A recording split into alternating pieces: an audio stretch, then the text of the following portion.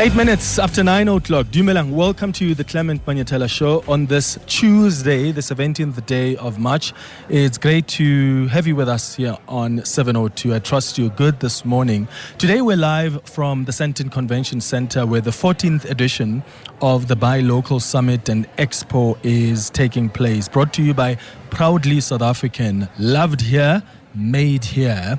So this is basically a summit that shines the spotlight on sectors that carry an impact on the economy and job creation. There are so many homegrown brands here that are showcasing their craft throughout today and tomorrow. There are manufacturers here, there are producers, there are buyers, enterprise development agencies, government representatives, policymakers, consumers as well, you name it.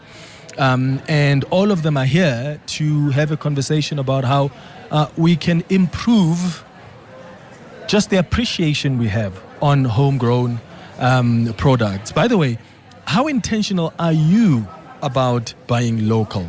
Like, do you have a favorite local brand? Because it's not just clothing brands, hey? There are a number of local brands that are pretty much good. And I wonder which ones you have tried out, which ones you appreciate a lot. Give us a call, please, on 011-883-0702. Are you that type of a person who's quite intentional about buying local?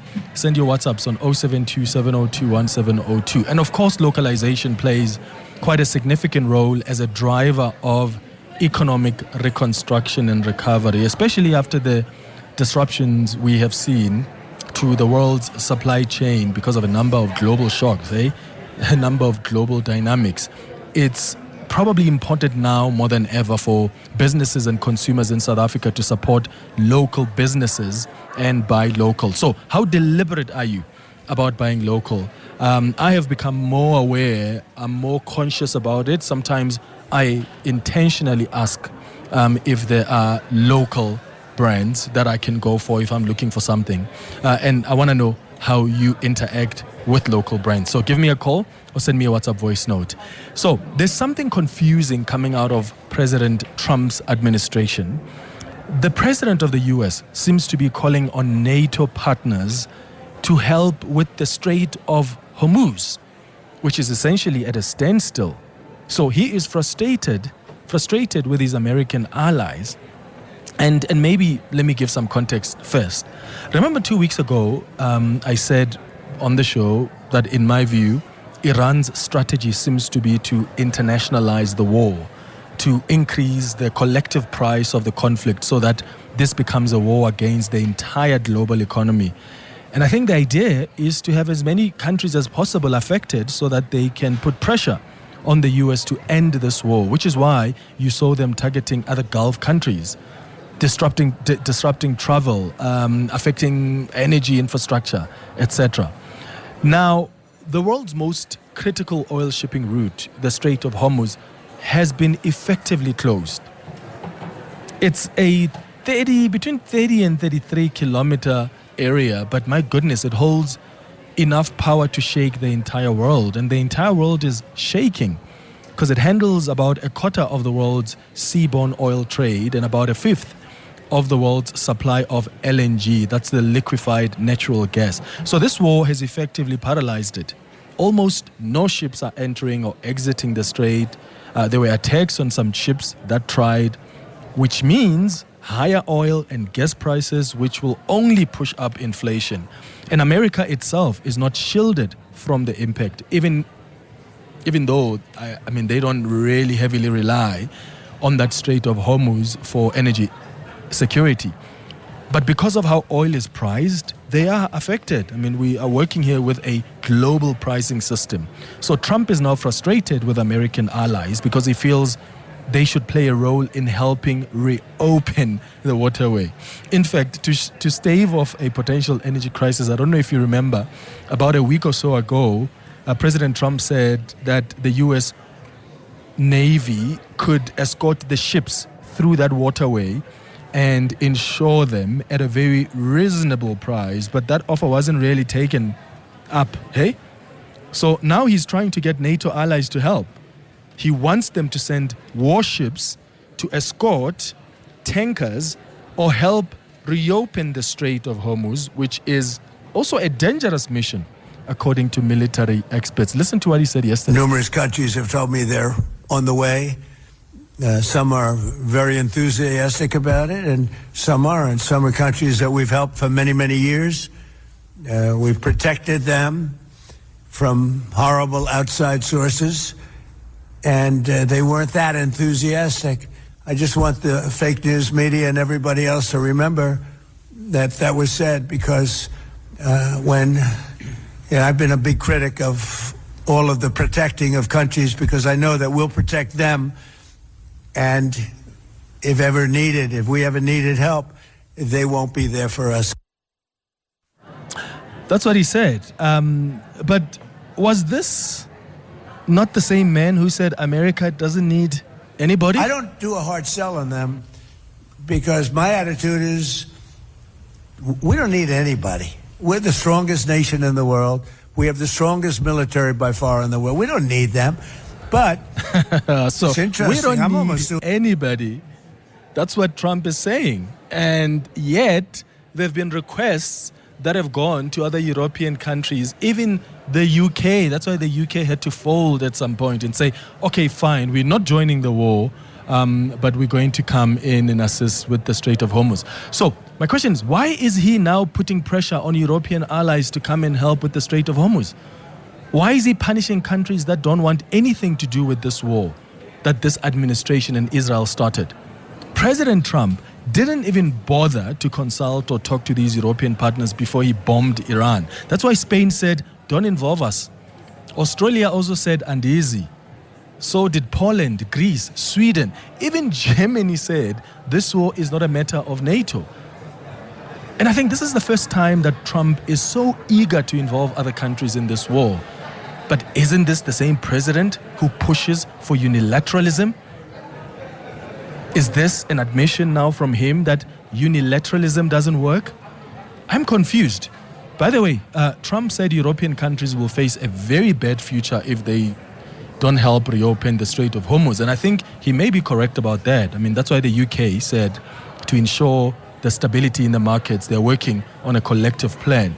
And I think he's got a point, because Europe knows that this will be in their interest for the Strait of Hormuz to be reopened. I mean, the price of energy, they are feeling it, the economic ramifications. But they are not happy with how Trump has addressed the alliance. They were also never part of the process in the run-up to this war. What do you think is at play here? 011-883-0702. WhatsApp's on 0727021702. Is this a moment where the U.S. president actually realizes that America can't just stand on its own in this globalized world? At 10 o'clock, we're going to be in conversation with the Gautrain CEO, Tshepo Khobe. Gautrain is entering a new chapter. For more than a decade, this high-speed rail link connecting Johannesburg, Pretoria, and OR Tambo International Airport has been operated through a public-private partnership between the Gauteng provincial government and the Bombela Consortium. But that arrangement is changing. As of the 28th of March, the provincial government will officially take over the Gautrain. So who will run the network going forward, and what does this mean for you as a commuter, for ticket prices and the future expansion of the rail network across Gauteng? So that's part of the chat we're going to have with the CEO of Gautrain at 10. At 11 o'clock, we're going to do our World of Work feature. Today we're discussing why managers are quietly checking out. Apparently managers are so stressed. Are you a manager listening to us? According to the Gallup 2025 State of the Global Workplace Report, managers are more stressed, less supported, and less engaged than ever before, with only a small percentage truly thriving at work. I'd like to know what your experience is as a manager when we start our conversation at 11 o'clock. And then we're going to wrap up the show at 11:30 with our health and wellness feature. Today we're discussing hearing health in adults. That's the show coming up over the next 3 hours. Clement Manyathela, streaming on the Prime Media Plus app. DSTV channel 856, 92.7 and 106 FM. Let's start with your voice notes on 0727021702. Hi, Clement. Local is legal. There's nothing satisfying than supporting a local business, especially those ones that are intentional about their business. I bought our anniversary rings at Nungu Diamonds. Oh my God, their service. Oh, they treat you like you are the only customer. And they're very professional. And I would, even if I were to buy another ring, I would consider them. Tulisile from North Riding. Thanks, bye. Hi, Clement. Good morning. It's Johnny from Jameson. Okay, I'm very conscious about buy local. I've been trapped before, don't want to trap me ever again. Because a lot of these products are made in China and then branded. Made in South Africa. Buy local at 10 times the price. No, I'm very careful. Thank you. Hello, Clement and Seven to listeners. So I'm very intentional with buying South African brands, especially cosmetics. So I was using Rooibos and I changed to Portia, and I heard about Portia on the show, and the only reason I changed it was because she's a young person, black person, and I wanted to give her a chance. So she does facial products, and her product is Portia. Thank you, bye. Oh, that's amazing. That's amazing. Please tell me more of these stories. Are you deliberate? How intentional are you about buying local? Do you have your favorite local brands? And it's not just clothing brands, and I'm glad a lot of you are diversifying that list. What are some of your local favorite brands, and how intentional are you about supporting local? Keep your calls and WhatsApps coming. Let's go to some calls now on 011-883-0702. Renee, you're calling us from Kensington. What are your thoughts? Good morning. Good morning, Clement. Thanks for taking my call. Clement, I am a bit much older than you, and I just want to remind you of a lot of things that you are not au fait with. You need to understand how Arabs, Iraqis, and Iranians think. Those people only understand and respect strength. They do not respect weak men. The world is full of weak men. You don't have to go far. Let's start in our own country and look at our own president. Look at Keir Starmer. Look at most of the presidents of Europe. There are only 4, I would say, real strong men in the world who run countries. Trump, Putin, the president of Poland, and North Korea, and of course Xi Jinping. Iranians understand strength. You need to show them strength, and that's the only time they will respect you and they will fear you. Trump is not calling on these people to come and help him with the war. He's saying you need to take responsibility for the oil that you get from the Strait of Hormuz. America only gets 1% of the oil coming from the Strait of Hormuz. China takes 90%. Russia has their own oil. Germany takes 85%, including gas, etc. India takes oil from the Strait of Hormuz. India sent 2 warships to cover their ships. Fortunately, they made a deal with Iran. Trump is not asking them for help. He's saying to them, you need to take responsibility for what you want. There exactly with Lloyd's of London, when they decided, a company that has been running a monopoly for over 300 years, Trump put an end to that in one day by covering ships for insurance. In 1979, I just want to remind you about something. 1979, Jimmy Carter was the president of America. When these people took over from the Shah of Iran, when they toppled the government and they became the regime, Jimmy Carter was a soft man like Ramaphosa. They held the diplomats hostage for 444 days in Iran. What did Ronald Reagan do? He was on a campaign and he said, if I become president, I'm going to show Iran what needs to be done. And that's exactly what happened. The very minute that he was sworn in as president, Iran released those hostages.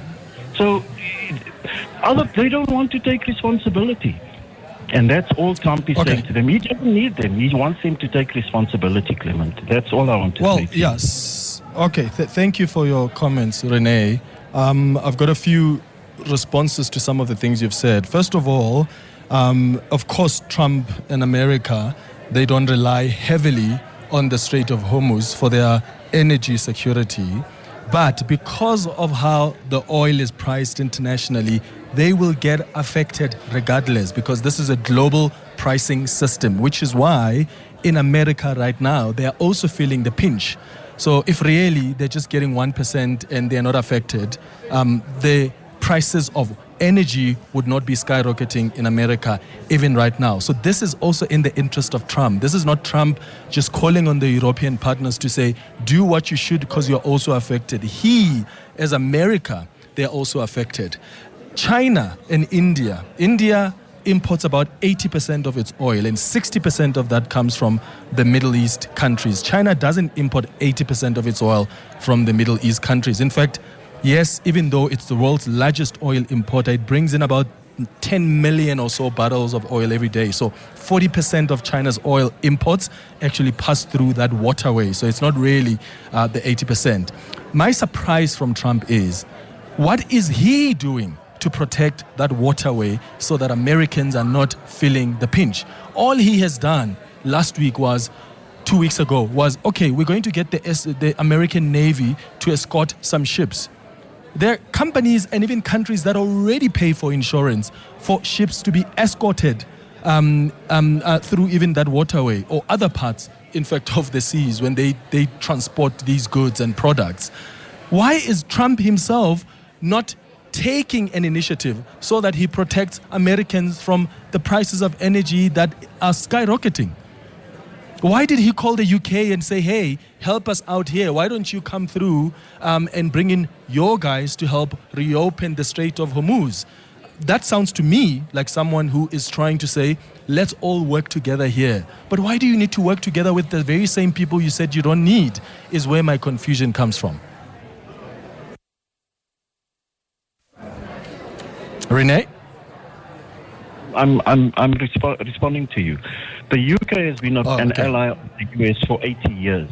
Keir Starmer is not a real man. He's not gonna take responsibility.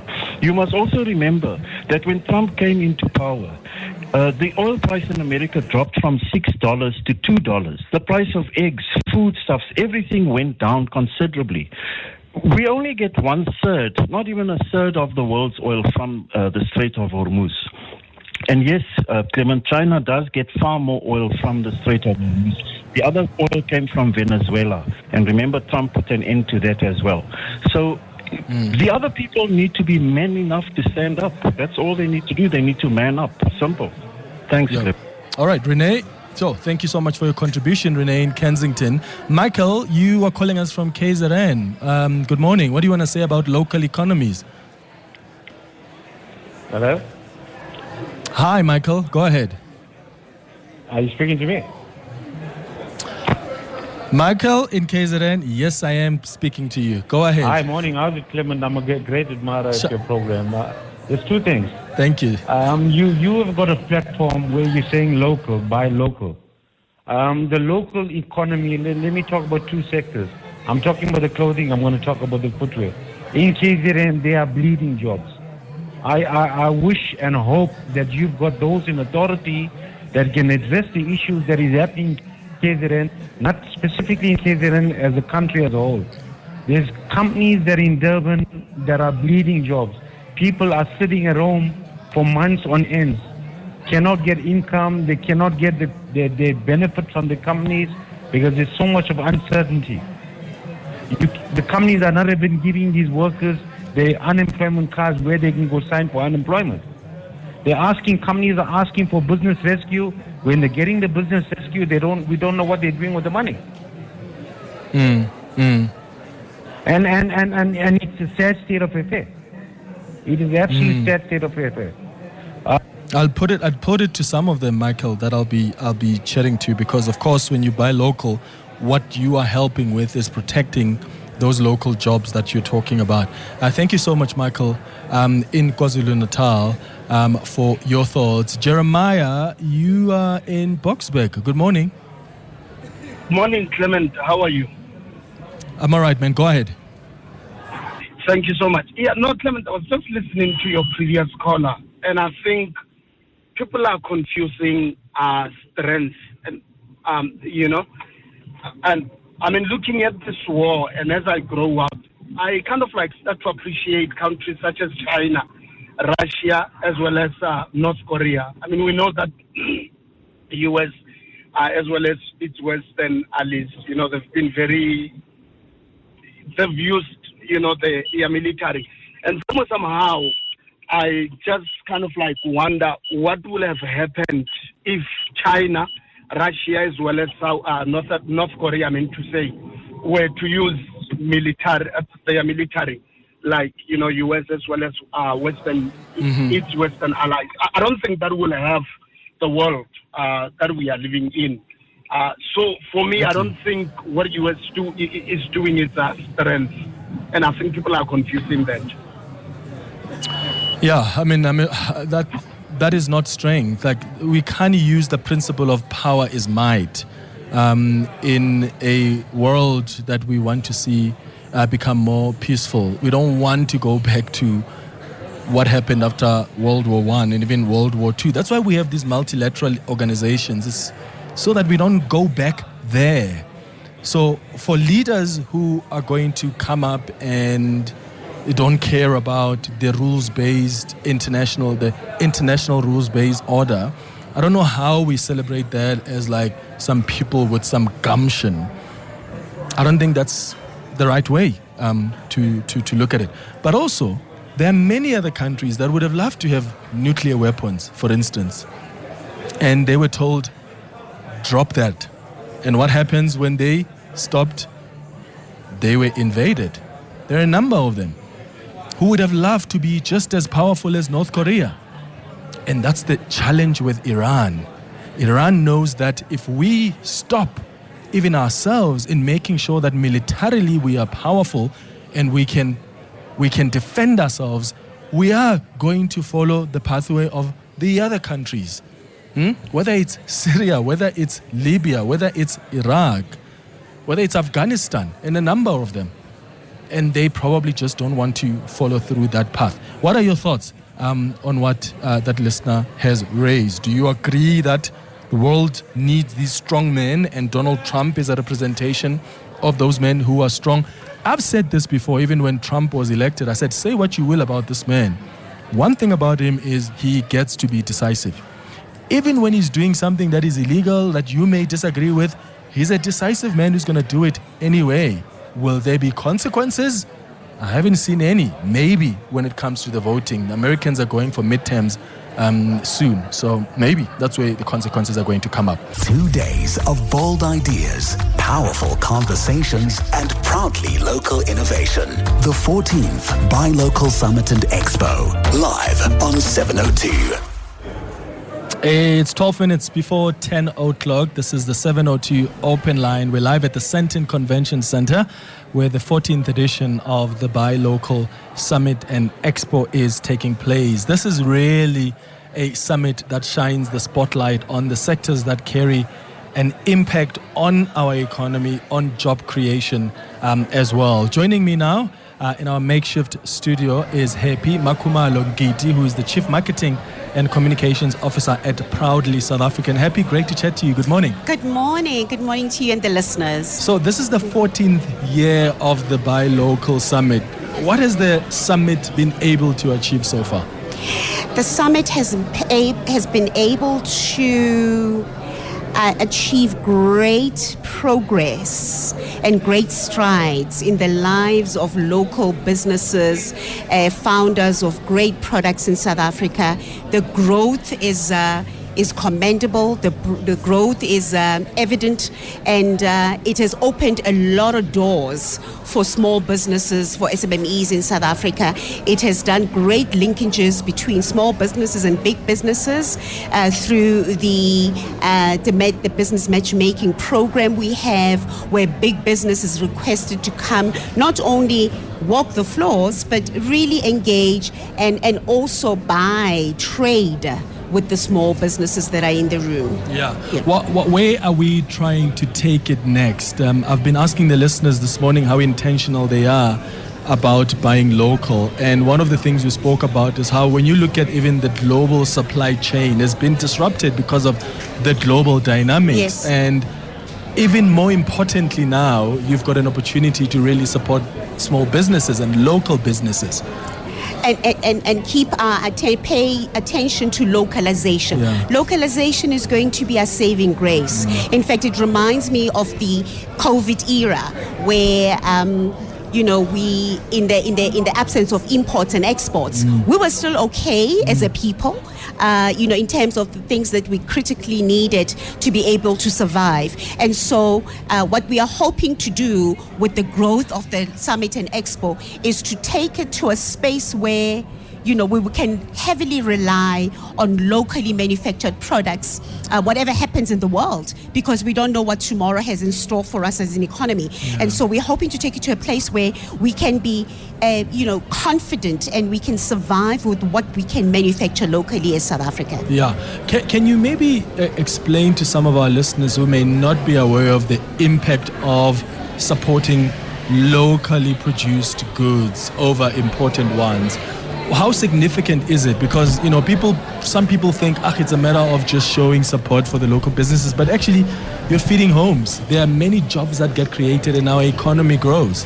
Many jobs. And you're right. Some people think, shame, let's support locally produced products. It's not an shame situation. It's a situation where we are incredibly proud to showcase what it is we do as a country, and we can showcase this globally without feeling apologetic about it. And also just to remind listeners that when you and I make a conscious decision to make our purchasing decision in favor of local products, you are essentially assisting and helping in creating one more job or sustaining the very jobs that we can't afford to lose, and contributing to the value chain and to the ecosystem of any industry that you may be supporting, whether it's furniture, whether it's FMCG, whether it's beverage industry, whether it's automotive, whatever it is that is made, that is locally manufactured. Yeah.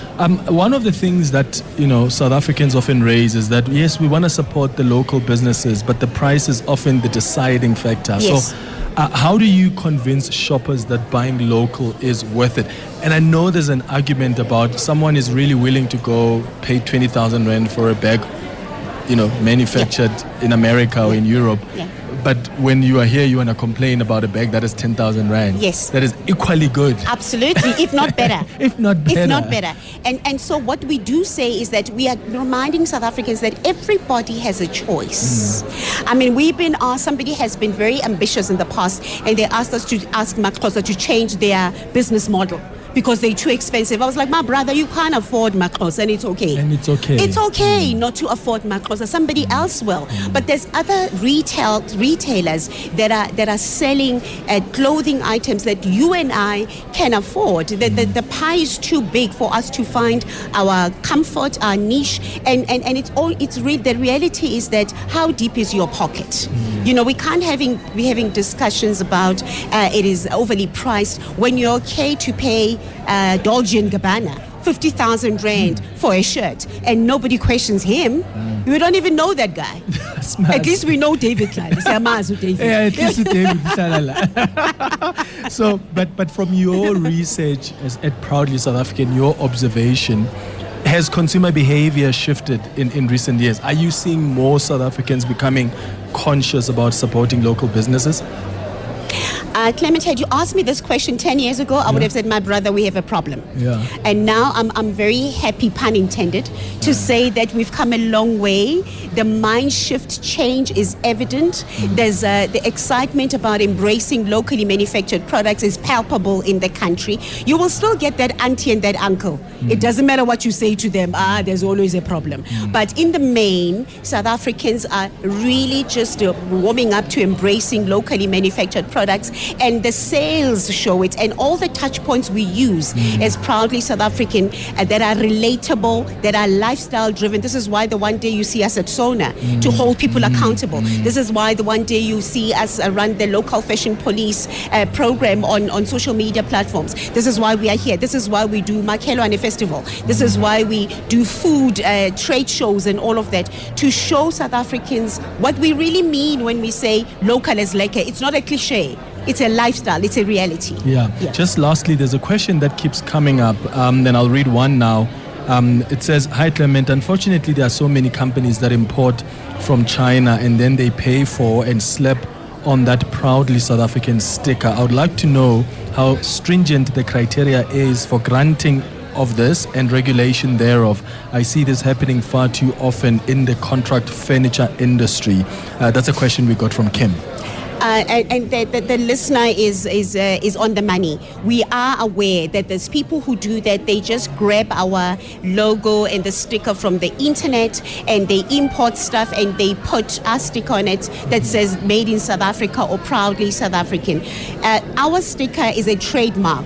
We have a responsibility to play the police. So what we do encourage people to do is that when you come across that kind of somebody being naughty and doing that, tell on them. We will then engage them. In fact, what we do, we don't fight people, because at times people don't know. They do it, because they don't know. At times people take chances. They do know, and they'll take a chance. And we engage them and we say, come and join the movement. This is the process to follow. We're very strict with criteria. We look at local content. We look at quality. We look at environmental standards and labor laws. Do you conform to all of that? Then then you can join the campaign and you have carte blanche to use then the logo on your marketing material.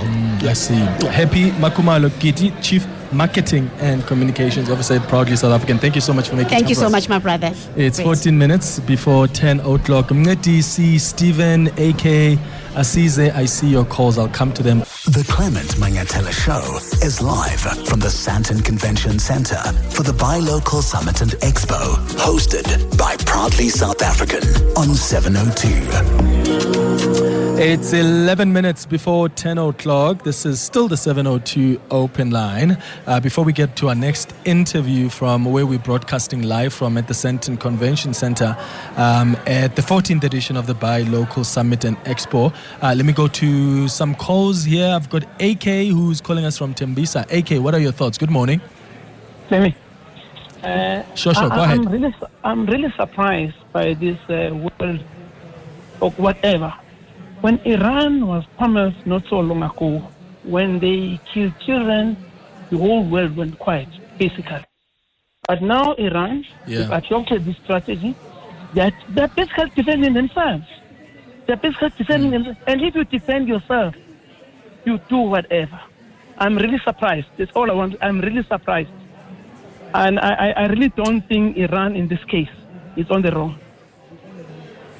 Yeah, and of course, AK, this is such a complicated war. It's not just starting now, which is why we've been saying even the war in the Middle East, the war in Gaza, where now 70,000 people have been killed, many of them, of course, innocent people.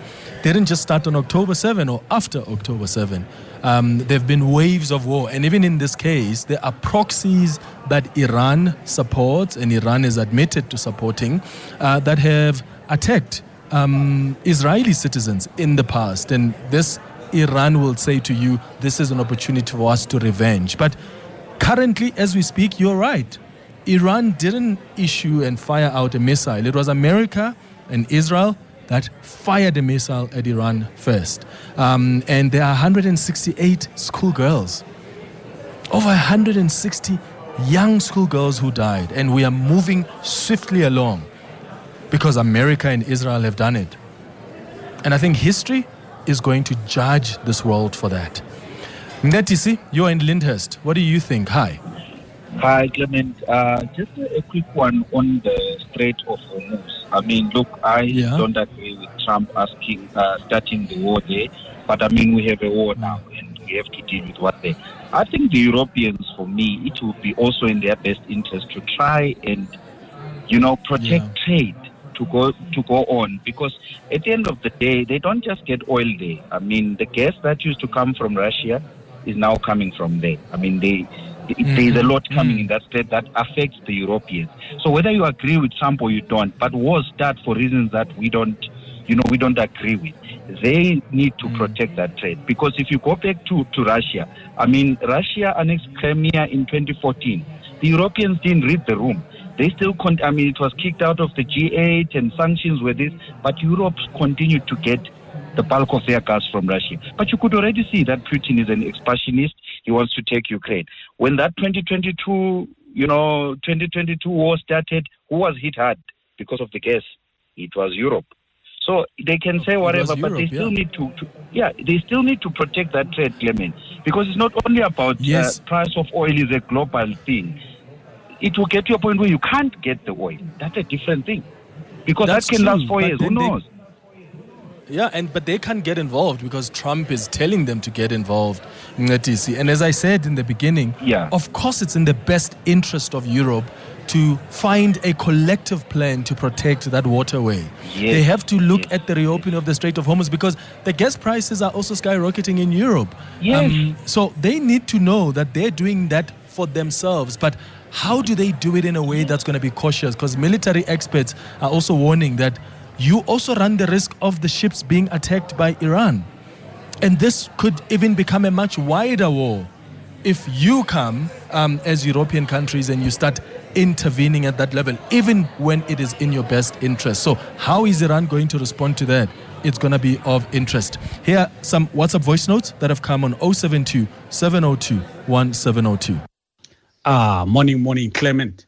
With regards to local brands, I was blown away when I tried a single malt whiskey called African Gypsy, made in Pretoria. I was blown away. I couldn't believe it. Your Johnny Walkers, your Jamesons don't even touch that thing. So yes, supporting local brands. If anyone would want to get a single malt whiskey that is the best from South Africa, try that thing. African Gypsy Queen.